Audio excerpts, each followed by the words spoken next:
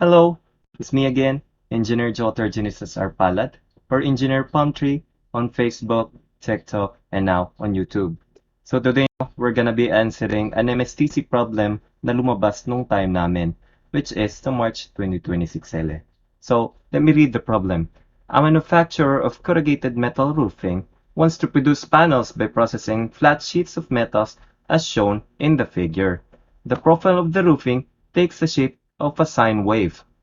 Determine the equation of the figure to produce panels that are 28 inches wide and 2 inches thick. So this is the figure, guys.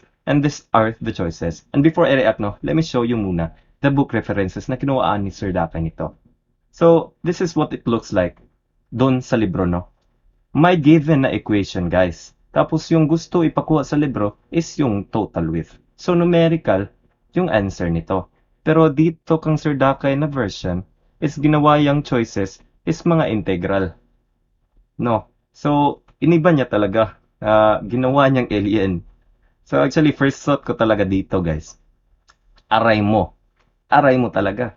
Kasi apaka-alien talaga tingnan. May integral tapos meron pang square root. Tapos yung sabi lang sine wave. So, medyo alien talaga siya, no? So, una ko talagang ginawa dito is in-input ko to lahat sa calculator. So, yung makukuha nyo na mga answers, pag input nyo yan sa calculator, is ito. 29.36, 28.09, 7.34, and 7.04. And actually, guys, if you use common sense, no? And you use logical reasoning, alam natin na yung answer is itong A. Bakit? Bakit no? As you can see guys, yung gusto nating kunin is yung equation na makaproduce tayo ng 28 inches wide and 2 inches thick na corrugated metal roofing. So yung 28 inches wide guys, ito yan, yung horizontal distance. Tapos yung W, yan yung total length nito. So since horizontal distance natin 28 inches, tapos may corrugated ano tayo dito sa roofing, alam natin na yung total length niyan is more than 28. No? So alam agad natin na 29.36. Kasi ang liit lang kasi ng difference nitong Bino is almost 28. Ang liit lang yan. Alam natin agad. Ito yung answer guys. Isa yan sa way of guessing no sa MSTC. There's a lot of problems talaga sa MSTC na you can guess the answer right away from the choices lang. No? And actually, marami ring problems sa MSCC na ang taas ng problems, ang taas ng sentences, pero halos doon guys is filler sentences lang. So, like this first sentence, filler lang yan guys to explain the figure. Yung keyword talaga dito is itong sine wave. Tapos sabi, determine the equation. So, isa ding clue dito na kailangan nyo i-decode is yung choices. Ano ba yung choices? And as you can see, integral calculus kasi yan. May sine wave tayo. So, may idea na tayo na trigonometry and calculus yung gagamitin natin. Bakit trigonometry? Diba yung wave characteristics, guys? Andyan yan sa trigonometry. Under yan sa trigonometry. So, alam natin, yan yung dalawang topics na kailangan natin. No? So, to prove na ito yung answer, no? Yung A from our guess, let's use those two topics, yung trigonometry and calculus, by first plotting it sa Cartesian plane. So, ito yung Cartesian plane. And gusto ko, guys, itong corrugated roofing natin, gawin nating 2D yung orientation niya. Tapos gusto ko mag-start tayo dito sa 0, 0. Mag-start tayo dito sa 0, 0. So ganito siya tingnan. Ito yung corrugated roofing guys. Tapos yung 28 inches na sabi dito, ito yan. Tapos yung thickness ng 2 inches, ito yan. So yung 2 inches guys, yan yung distance from the highest point, which is yung crest, di ba? Yan yung highest point to the lowest point, which is yung trough. Okay? Yan yung 2 inches thickness natin. So, as you can see guys, para lang talaga siyang sine wave. If you have seen na the graph no ng y equals sin x, ganito talaga yung mukha niya guys. And from trigonometry no, yung wave characteristic formula natin is ito. I want you to remember this guys. Y equals a trig times bx plus c plus d. And let's break each letter down, no? Ano yan, guys? Or let's discuss ano yung different parts ng wave. So una, yung A guys, yan yung amplitude natin. Ano ba yung amplitude? Yung amplitude natin, yan yung distance from the midline. Distance from the midline guys, papunta sa highest or lowest point. No? So ito yung amplitude natin. Again, that's the distance from the midline papuntang highest and lowest point. No? So yung A natin, matik, 1 na yan guys. Kasi midline natin nasa x-axis. So alam agad natin na yung amplitude natin is half lang ng thickness natin, which is 1. No? So another concept nitong wave is yung period. Yung period guys, in terms of time yan. So yung formula yan is T equals TO over B. So ano ba yung TO? Yung TO guys, yan yung natural period. No? Yan yung period ng isang sine wave pag naka-natural form siya. So ano ba yung natural form niya? Y equals sine x. Yan lang guys. Natural form niya. Pag y equals sine x, yung isang cycle niya guys is 2 pi lang. 2 pi yung horizontal distance. And if we look here, no, as you can see from this wave and itong lower opacity wave, di ba identical lang sila guys? So meaning, yan yung isang period. Ito yung isang period. From midline to midline. Kasi pagdating dito guys, umulit na siya. So meaning, natapos na natin yung isang period dito. And meaning din, dalawang period lang tong corrugated roofing natin. Diba? So, we're gonna substitute that guys. Yung period natin, since sabi ko, dalawang period to. Yung isang period is 14 inches, half lang ng 28. So we're gonna substitute that here. 14 yung period natin, 2 pi yung natural period natin, over B. Tapos makuha natin yung B, that is pi over 7. No? And other principles din guys, no? Yung phase shift. Ano ba yung phase shift? Yung formula niyan guys is negative C over B. Yung phase shift guys, yan yung horizontal movement. Yan yung distance from the start o the cycle relative to the y-axis. So, papuntang y-axis. And sabi ko, di ba ganina, na nag-start tayo at 0, 0. So, walang distance papuntang y.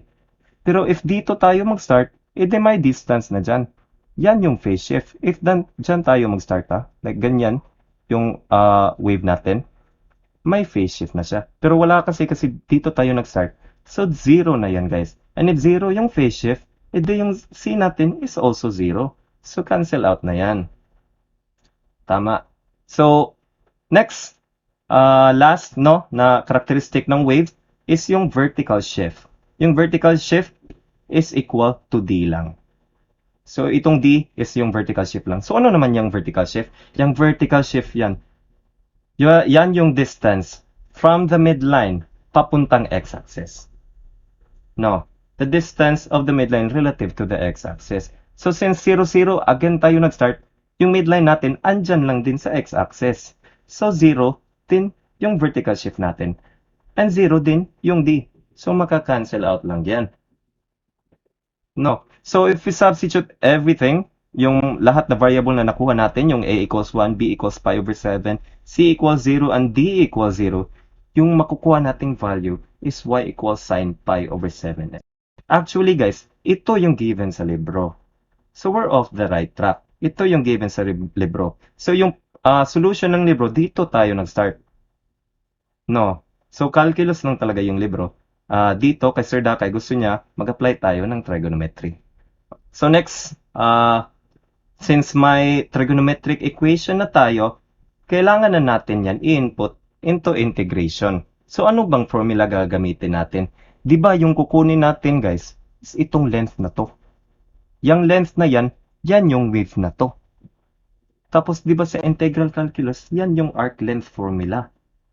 Ito, S equals integral of square root of 1 plus dy over dx square from x1 to x2. Since may dy over dx tayo dito, alam natin na i-derive natin to. So, remember na yung derivation lang ng sin u is equal to cos u du over dx. Diba? Remember that, guys. Yung u natin dyan is itong pi over 7x lang. So, let's substitute, no? Una, i-derive natin tong y equals sin pi over 7x. Yung y magiging dy over dx. Tapos yung sin pi over 7x, yung u dyan is pi over 7. So yung du over dx is pi over 7 kasi constant yan. Tapos merong x. Tapos derivative ng sin is cos. Tapos u sa between the parentheses, that is pi over 7x. So ito yung derivation natin nitong trigonometric equation natin. So let's look again sa wave natin, no? Itong trigonometric equation natin, guys, na y equals sin pi over 7x, continuous yan, guys. Hindi lang yan hanggang dito. Continuous dyan hanggang infinity. Continuous yan, guys. Pero, since may lower and upper limit yung integration natin, pwede lang natin i-limit yung scope of analysis natin. So gusto kasi natin kuning length is from 0, x equals 0, papuntang x equals 28. So yan yung lower and upper limit natin. As you can see here. So integral from 0 to 28, square root of 1 plus yung dy over dx natin is substitute lang natin, which is pi over 7 cos pi over 7x square. Tas, as you can see sa choices dito, guys, naka-square yung pi over 7 dito, tapos yung tribe function natin is naka-square. So, i-square lang natin to, tapos makuha natin is ito. And as you can see, guys, same lang sila nito. So, tama yung guess natin na ito yung answer, yung 29.36. And actually, sa libro, guys, yan din yung sagot. 'Di ba yung kukunin doon is W. So, yung answer doon is 29.36 actually. So, tama yung answer natin na A. So, ganyan lang yan, guys. Actually, guys, pagkakita ko nito, after ko kinalculate, meron pa kasi akong overthinking na nangyayari. Kasi cosine kasi yung andito, tapos sabi sine wave. So, nagdadalawang isip talaga ako if A or B ba. 'Di ba? Kasi sine wave yung sabi eh. Pero, yung ginawa ko, guys, I skipped the problem. Nag-proceed ako to the next question to allow my subconscious mind to do the work. Kasi, yung subconscious mind natin, guys, at the back of our head, nagsosolve yan. Naglo-loading yan, nagre-refresh yan ng mga lahat ng na-review mo before. So, pagbalik ko dito, guys, natauhan ako. May integration kasi dyan. So, dapat talaga cosine to. Para pag-integrate niyan, sine na siya. So, magiging sine wave na siya. Tama, di ba? Sine wave na siya. So, natauhan ako, alam ko na agad na ito yung sagot. No? Pero, to prove it, edi gamitin lang natin ng trigo, tsaka ng integral. Kasi sabi dito again, sine wave, tapos determine the equation. Tapos yung equation natin is ganitong format. So alam natin na ito yung kailangan natin. So yan lang, guys. MSCC is full of alien questions now, pero halos talaga ng problems is logical reasoning lang, tsaka common sense. So that's it, no? Make sure to subscribe here. We're gonna be uploading more problems in the future, and also follow my other platforms sa Facebook, sa TikTok. I posted there yung free online pre-boards ko ngayong July 25 to 26 and July 28 to 29 ba yun, or 29 to 30. And make sure to check it out, no? And follow me doon sa profiles kasi doon ako magpo-post. Okay? So, that's it, no? See you in the next video.